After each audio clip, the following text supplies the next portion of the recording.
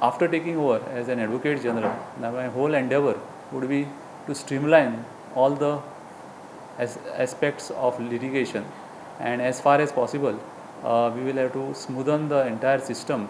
We will have to see why there are delays, etc., and that will be my first priority. My whole task would be to ensure that the Constitution is upheld and no constitutional provision, or for that matter any legal provision, would be in any manner bent for whatsoever reason. The interest of the state and the interest of the public will be the first and the only thing which will be there in my mind. And I have not taken this post to enjoy this post.